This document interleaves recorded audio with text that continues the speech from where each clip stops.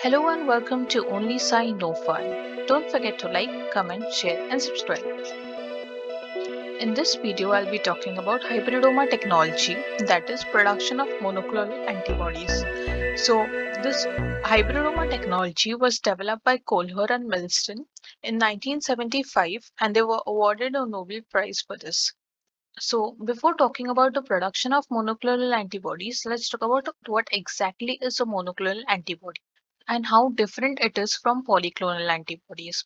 So, polyclonal antibodies are those antibodies which are developed against different epitopes. Epitopes, as you can say, epitopes are a part of the antigen against which antibodies are developed.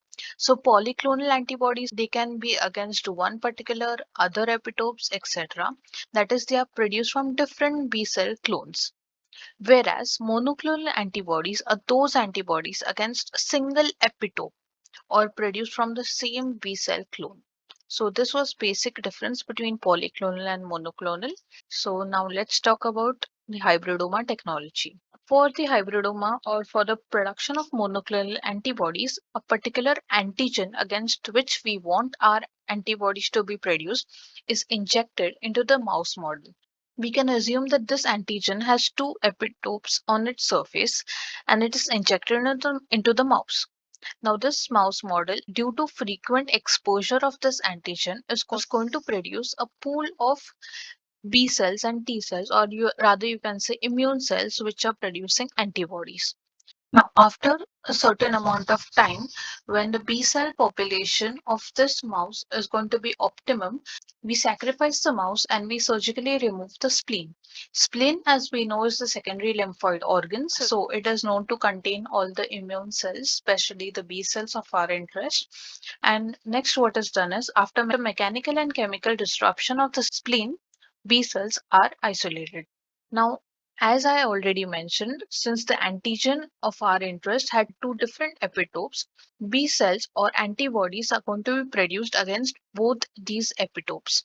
So assume one is the green antibody against the green epitope, and next is the orangish antibody against another epitope. So for the ease of understanding, let's talk only about one particular type of B cell or one epitope against which our antibody has to be generated. So you take the B cells and next what you do is you fuse it with the myeloma cells. Now what exactly are myeloma cells?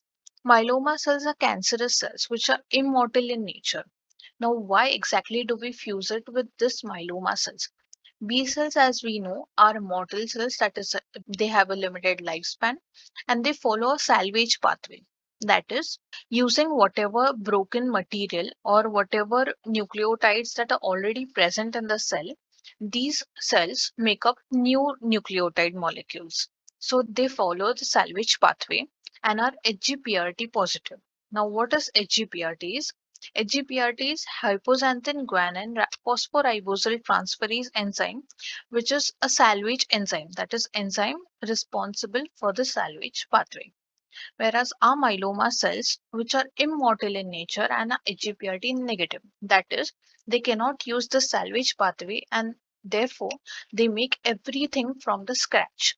That is, they synthesize all the nucleotides from scratch. So these are the two characteristics of these cells. Now next we do is we fuse the cells. Fusion is using polyethylene glycol. What happens is these two cells fuse and the resultant is from this myeloma cell we get a characteristic of immortality, that is the cells don't die, and the B cell is because they produce antibodies. So these are the two important things which we require. Why we cannot use B cells directly is because of the limited lifespan, as I already mentioned, and myeloma cells, because they don't produce antibodies, we need to fuse it with a B cell for them to produce antibodies, and also they are immortal so that we can get our unlimited pool of monoclonal antibodies. Now, it is not necessary that after fusion we get only these cells. We can get a pool of cells, that is, first is we can get B cells that are not fused at all. We get fused B cells. Two B cells come together and fuse, so that is not what we want. We can also get unfused myeloma cells and two myeloma cells which are fused together. And the last possibilities are hybridoma cell, which we require.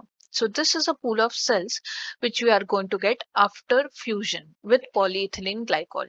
Now we want to select this particular hybridoma cells and we want to eliminate all these possibilities. So what we do is we use a medium called as HAT selection medium. HAT is hypoxanthine, aminopterin and thymidine medium. Now the basic principle behind this is that we don't need these four type of cells, we only need a hybridoma cells. So because aminopterin blocks the de novo pathway, we won't get these two cells in the medium because de novo pathway is a characteristic of myeloma cells. So this possibility is going to be eliminated. Next is, since B cells have a limited lifespan or a short lifespan, we are going to keep these cells on this HAT selection medium for a long amount of time, that is for weeks. So B cells are eventually going to die. Now what remains is our hybridoma cell of our interest. Now what we do is, as I already mentioned, there is going to be two types of epitopes on that antigen. So we are going to get both these hybridoma cells producing either this antibody or this antibody.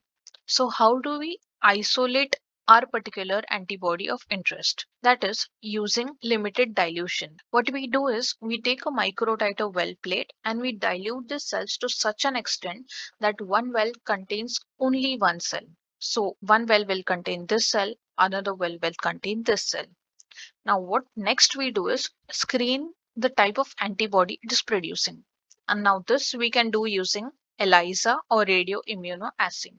Now the principle of ELISA I've already covered some other video. I'll be adding the link in the description. So on the basis of ELISA and radioimmunoassay, one can comment that this particular hybridoma cell is producing our monoclonal antibody of interest. So this is how we produce monoclonal antibodies using hybridoma technologies and then isolate and screen cells for our antibody of interest. So if you like this video, don't forget to like, comment, share and subscribe. And this is our Twitter ID and our Instagram page. So you can check out our page there also.